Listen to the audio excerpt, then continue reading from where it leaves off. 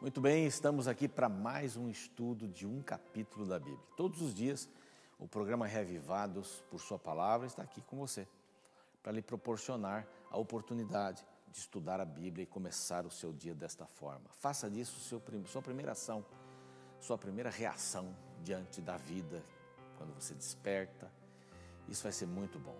Estude a palavra, arrume a cama, tome um bom de jejum, faça exercícios e saia para o seu mundo. Tome um banho, né? Depois dos exercícios e saia para o seu dia, para ser gentil para as pessoas. Para ser uma pessoa que ama, uma pessoa que ensina, uma pessoa que inspira. Todo mundo gosta de ficar perto de alguém que seja positivo. Diga coisas boas. Diga um verso da Bíblia para incentivar as pessoas. Depois, marque um tempo no dia para orar com a família toda. Para orar junto com as pessoas. Se você vive sozinho, ore a Deus, faça o seu culto pessoal, claro, com a meditação de manhã. Mas se você tem família, ore com a família. Isso vai unir as pessoas, a mãe, pai, filhos, em volta de um propósito que é a palavra de Deus.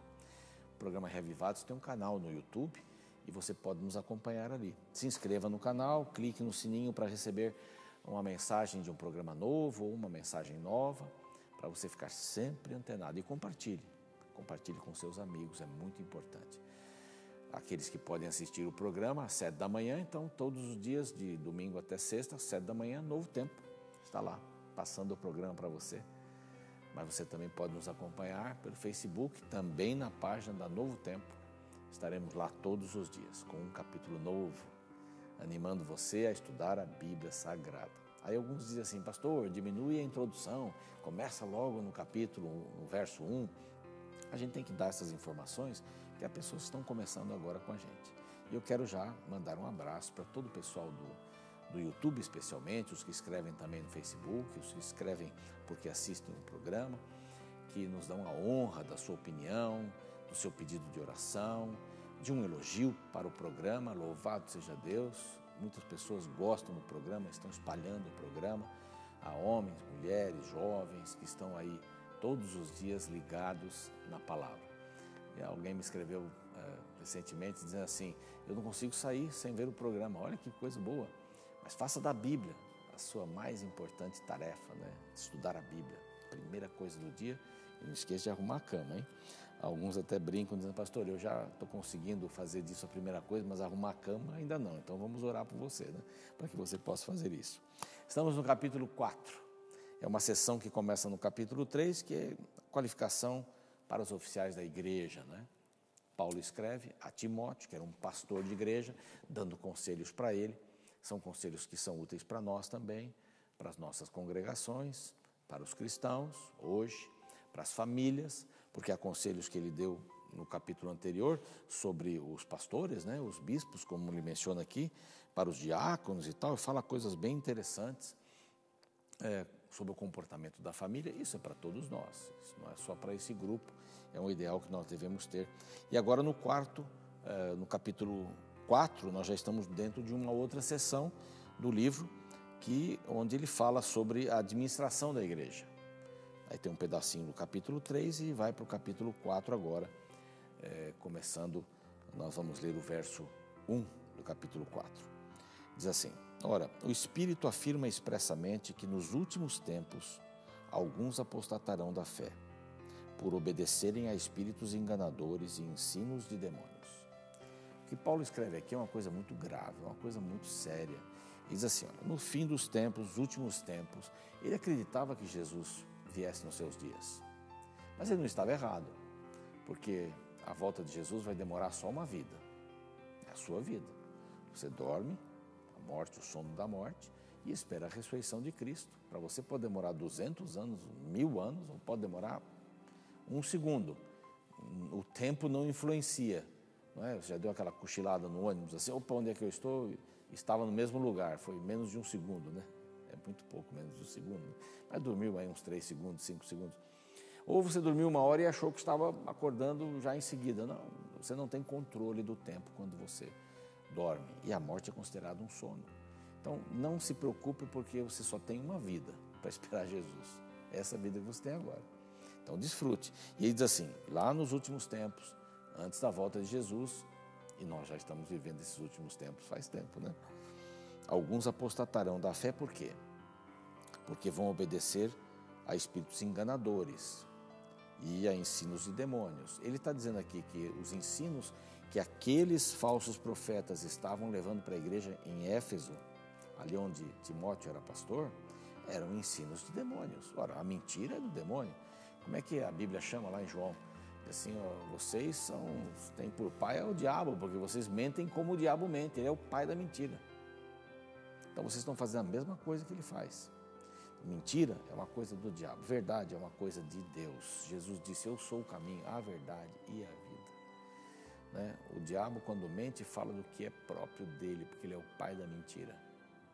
E ele gosta muito de confundir as pessoas colocando um pouco da verdade nas suas mentiras. Olha aí o problema.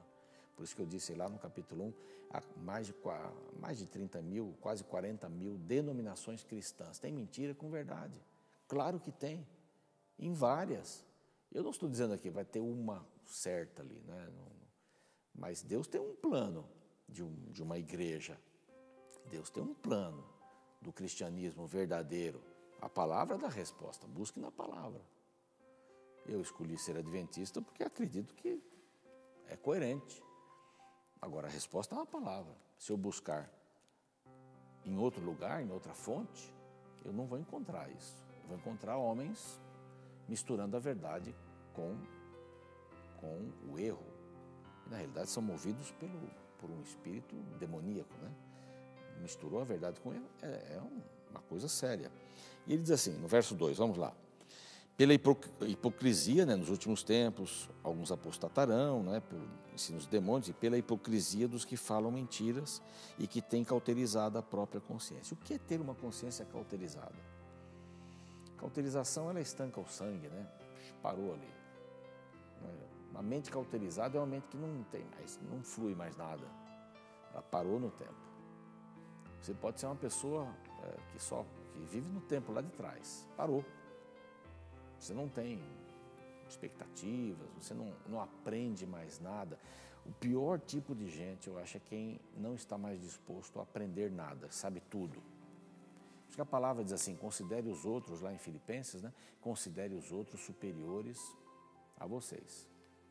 Isso não quer dizer seja humilhado, não, quer dizer que eu tenho que reconhecer que o outro sempre tem uma lição para me ensinar. Eu tenho que reconhecer que uma criança pode me ensinar uma lição, que um idoso, uma pessoa madura, né? Ele pode me ensinar. Não sabe nada, não sabe nem mexer em iPad, faz uma confusão. Ele tem lições para me ensinar. Então, quando você considera o outro maior que você mesmo, Deus pode fazer alguma coisa por você. Claro, por mim, por todos nós. Então, essa é uma prática boa. E diz assim, consciência cauterizada, não chega a lugar nenhum. É gente que não quer mais entender, aprender, gente que chegou no ápice. É Deus. Isso não era o problema de Lúcifer, queria ser Deus, do anjo de luz. Não era o problema de Adão e Eva, queriam saber o que Deus sabe. Então ele diz assim, cuidado com esse tipo de gente. Então, nos últimos tempos, várias dessas pessoas. Esse tipo de gente proíbe casamentos, porque os gnósticos, você lembra que eu já falei um pouco sobre os gnósticos, não acreditavam na maternidade. Era uma coisa feia uma mulher ficar grávida. Eles não acreditavam, não. Eles achavam uma coisa que era do pecado. Então, a questão de casamento também. Havia uma pregação naqueles dias que você não devia casar com ninguém, devia ser celibatário. E ele mistura aqui, ele vai falar assim, duas coisas. Os gnósticos, né, a questão de proíbe casamento, e extinguem a abstinência de alimentos. E exigem, a abstinência de alimentos, que eram os judeus, que não podiam se comer a carne sacrificada para os ídolos. Então era um problema sério. Ele diz assim, olha, isso daí não tem nada a ver. Tem pessoas que trabalham apenas nesse aspecto negativo. Esses são os vilões, aqueles que vão fazer os outros apostatarem da fé. Aí vem uma nova sessão do capítulo 6 até o 16, né? Que ele diz assim, mas rejeita, verso 7, rejeita as fábulas, essas fábulas profanas, exercita-te pessoalmente na piedade, seja piedoso. Embora o exercício físico seja uma coisa boa, ele diz assim, pois o exercício físico para pouco é proveitoso. Por quê? As pessoas lá tinham um endeusamento do corpo, meio parecido aí com os nossos dias, né? endeusam o corpo. Tem que ser estrutural, ou tem que ser ali tanquinho, tem que ser aquele corpo X, Y, não é? Rejeita as fábulas e exercita-se na piedade, embora o físico seja importante, mas não é essa a questão. Para o espiritual, o físico é secundário. Lógico que se você cuida do seu corpo, você vai entender melhor a Deus, mas o exercício físico, como era feito naqueles dias, não é mais importante do que a piedade, porque a piedade para tudo é proveitosa. Fiel essa palavra, diz Paulo. A piedade é importante. Verso 12 tem mais um conselho interessante.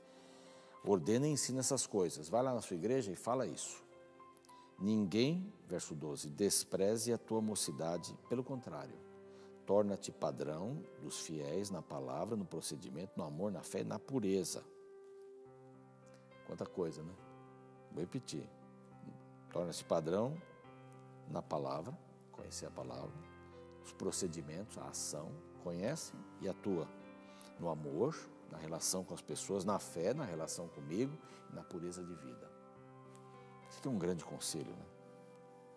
Não seja negligente com o dom que Deus te deu, cuida de ti, da doutrina.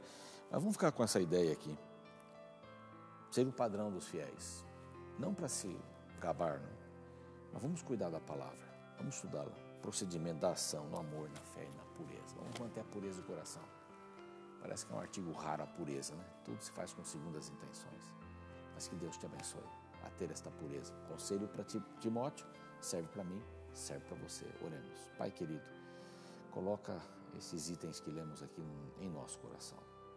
Que possamos abraçar a cruz de Cristo, morrer nela e viver por Cristo. Em nome dele te agradecemos. Amém. Obrigado. Chegamos ao final de mais um programa. Espero você, hein? Vou ficar aqui. Um abraço. Tchau, tchau.